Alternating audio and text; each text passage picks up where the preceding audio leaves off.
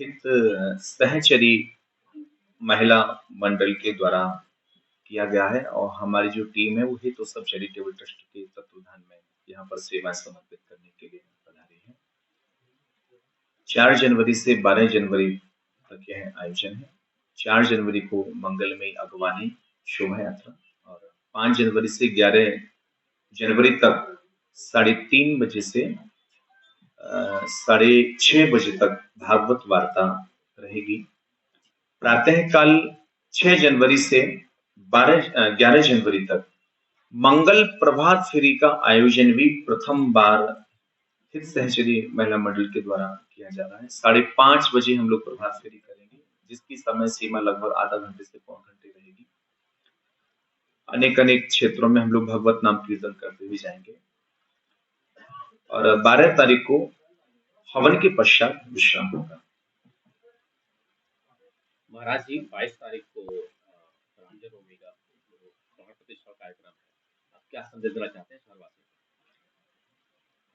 ये तो दीपावली मनाने का समय आया है 550 वर्ष के पश्चात और सच माने तो हम लोग बड़ी किस्मत वाले हैं जो इस सुखद पल को हम लोग अनुभव कर रहे हैं, इसका आनंद प्राप्त कर पा रहे हैं। कितने संतों की अभिलाषाएं थी, वो लोग आज नहीं है, उन सबकी तपस्या के कारण यह सुख समय हमको देखने को प्राप्त हो रहा है। तो हम यही कहेंगे सभी अपने घर में रह करके उस सबको मनाएं, राम जन्म की बधाइयां करें। आज राम जी अपने नवीन घर में पधारे हैं।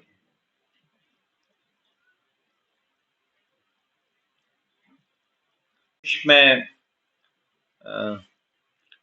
देखा जाए तो गीता प्रेस गोरखपुर इसका सबसे बड़ा योगदान है धर्म प्रचार में और सस्ती मूल्यों का पर घर घर में प्रचार भगवत धर्म का किया है। दूसरा आरएसएस के द्वारा भी काफी व्यापक रूप से प्रचार प्रसार किया गया है।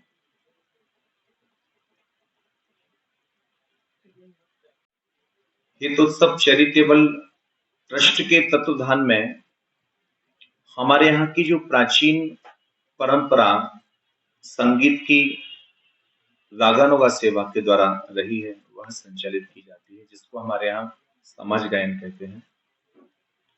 आधुनिक जिस प्रकार भजन इत्यादि वर्तमान में गाए जा रहे हैं, ऐसा ना होकर के जिन आचार रसिक संतों ने जिन लीलाओं का दर्शन किया और उनको लिपिबद्ध किया, उन्हीं पदों का गायन इसमें किया जाता है। पखावज, सारंगी, वीणा आदि जो प्राचीन वाद्य यंत्र होते हैं, उन्हीं पर सेवाएं समर्पित प्रमुखों करते हैं। इसके अलावा गौशाला है, कन्याओं के विवाह है, आदि आदि अन्य क्षेत्र है, ये ट्रस्ट के द्वारा संचालित किए जाते हैं।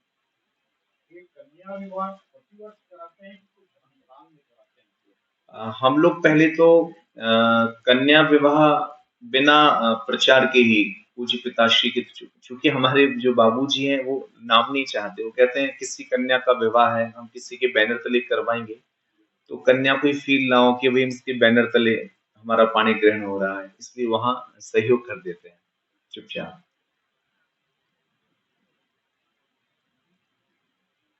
महाराज जी में धार्मिक आयोजन होते हैं और हजारों की संख्या में लाखों की संख्या में अटेंड करते हैं, फिर भी लोग अपने आप को बदल नहीं पाते।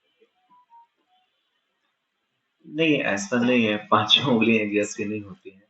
हाँ, बदलाव तो है ही है, काफी बड़ी संख्या में बदलाव है। आज की तारीख में अगर हम बोले कि हमारे समाज सभ्य है, काफी शिक्षित है, काफी वेल एजुकेटेड हो गए हैं आज की तारीख में, फिर भी पति पत्नी के बीच में मनमुटाव होना, बच्चे का जिद्दीपना, माँ बाप के प्रति जो पहले जो हमारा जो संस्कार हुआ करता था वो आज खत्म हो गया है। गुरु के प्रति जो सम्मान हुआ करता था बच्चों में वो आज नजर नहीं आता है। ये ऐसा क्यों? राम जैसा बेटा चाहिए तो पिता भी दशरथ जैसा होना चाहिए। हम यदि बच्चों से अपेक्षा रख रहे हैं तो कहीं ना कहीं बड़ों को भी बदलाव करना ही होगा। और रही बात पति पत्नी की, हमारी माँ कहती हैं, देखिए पत्नी जो आई है वो अपने पति के लिए आई है, वो किससे कहेगी, अपने पति से ही तो कहेगी ना। इसलिए पति को भी वहां सहनशील बनना होगा और एक दूसरे को पहचानना पड़ेगा। हमारी माँ कहती है हम लोग भोजन करते हैं, रोटी खाते हैं, रोटी को पचाते हैं, ऐसी भी बातों को भी पचाना होगा और एक दूसरे के प्रति विश्वास पैदा करना होगा। नहीं महाराज जी, इसी में मेरा प्रश्न था। जी। आज हम बोलते जरूर हैं, पर मैं क्या यह नहीं लगता कि हम खुद अपने नैतिक मूल्यों का पास करते चले जा रहे देखिए, ये तो एक वैचारिक स्थिति है और अनुभव का विषय है। कई बार सामने जो दिख रहा है वैसा अंदर नहीं हुआ करता। वास्तविकता कुछ और होती है। हैं? दूसरी मेरा एक सवाल था, मथुरा जिस तरह से काशी का डेवलपमेंट हुआ, अयोध्या का डेवलपमेंट हुआ, क्या मथुरा उसी राह पे जा रहा है कि कुछ पुराने पहचान पे? डेवलपमेंट तो एक तो आधुनिकता तो हर जगह बढ़ ही रही है, नहीं, वो तो लेकिन आधुनिकता के साथ-साथ हम तो यही अपेक्षा रखते हैं कि हमारी जो सांस्कृतिक, ऐतिहासिक और पौराणिक जो विरासत है, इसको हमें सहेजना चाहिए, तभी सही विकास हो पाएगा। नहीं, विकास वहाँ से किस तरीके से अभी कुछ होगा? जैसे बार-बार प्रैक्टिस में जब होगी और इसके लिए क्या बोलते हैं, शादी के लिए अयोध्या के पास। देखिए, जन्मभूमि को लेकर के तो चूँकि अभी कोर्ट में मामला है और यदि जन्मभूमि की बात आती है तो मंदिर तो बहुत हो सकते हैं, लेकिन जन्मभूमि तो एक ही होती है। तो हम सब अपेक्षा रखते ही रखते हैं। उम्मीदें भी बढ़ रही हैं और होना ही होना है। महाराज जी, भारत तो भी मतलब हिंदू राष्ट्र घोषित होगा। देखिए, हिंदू राष्ट्र तो है ही है। हिंदू राष्ट्र तो है ही है और हम लोग अपनी परंपराओं का संचालन कर ही रहे हैं। बाकी हिंदू राष्ट्र मांग बहुत अच्छे स्तर पर पहुंची है। देखिए, हिंदू राष्ट्र जब बनेगा तो हमारे यहाँ अनेक-अनेक आचार्यों के अपने-अपने मार्ग हैं, तो इसमें अनेक-अनेक सहमतियाँ बनानी होंगी कि किस आचार परंपरा का हम ध्वज लेकर के आएँ, कौन फिर इसका देव होगा, सबके अपने इष्ट हैं और सभी अपने इष्टों में परिपक्व हैं, दृढ़ हैं, अनन्य हैं। तो सरकार भी कुछ विचार करके इसमें आगे आने वाले भविष्य में निर्णय लेगी और हम हिंदू राष्ट्र में ही हैं, था, है और आगे भी रहेगा। हमारे सामने राम मंदिर प्रशस्त हुआ है। सारी चीजें हमारे अनुकूल हैं, बस व्यक्ति को अपने विचार अपने सनातन के प्रति दृढ़ रखने होंगे। तो 22 जनवरी को आप भी जा रहे हैं क्या? नहीं, हम नहीं जा रहे हैं, हम घर बैठ कर के उत्सव मनाएंगे और सबको निवेदन भी करेंगे, हम अपने घर में ही अयोध्या को बनाएं और सभी अपने घर में श्री राम जन्म महामहोत्सव का मंगलमय पाठ करें। आमंत्रण मिला है बच्चे के?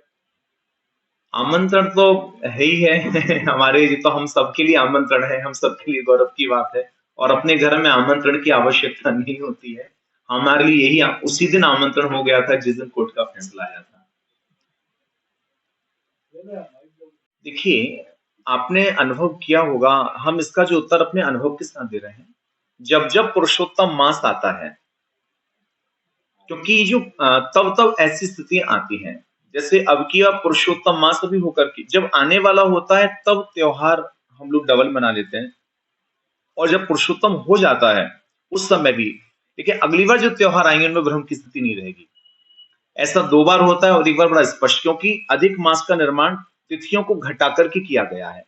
अब कहीं न कहीं उनको एडजस्ट तो करना ही होगा। तो मतलब पुरुषोत्तम मास जब आता है 2 साल या 3 साल में? हाँ, ये तीसरे वर्ष में आता है। जी। तो उसी दरमियान भी ऐसा होता है। उसके आगे पीछे थोड़ा-सा पहले और बाद में। अब आगे जो त्योहार आएँगे उनमें भ्रम की स्थिति, इसमें जो सन्यासी होते हैं वो स्मार्त में मनाते हैं और जो वैष्णव होते हैं वो उदया तिथि में मनाया करते हैं। अब तो बहुत से लोग कहते हैं आज एकादशी माने कि कल माने, हम कह देते हैं भैया दोनों दिन मान लीजिए। आजकल तो एकादशी पे पकवान बनाते हैं, डट के पाओ प्रभु को भोग लगाओ। चरमासा करने से पड़ेगा। वहाँ वृंदावन में चरमासा होता है। बिल्कुल। देखिए चातुर्य मास जो है विशेष रूप से देखा जाए, एक कहावत है, साधु चलता भला सरिता बहती भली। साधु हमेशा चलता है, सरिता बहने में ही शोभायमान है। वर्षा ऋतु के समय नाना प्रकार की जीव जंतु धरा से प्रकट हो जाते हैं। संत विचार करता है कि इस समय हम जाएंगे तो कहीं हमारे पैर के नीचे आकर के कहीं किसी जीव की हिंसा ना हो जाए, इसलिए वर्षा ऋतु के समय आषाढ़ से लेकर के 4 महीने तक वो एक जगह पड़ाव डाल दिया करते हैं। इसलिए प्रायः सभी संत चातुर्मास मनाया करते हैं।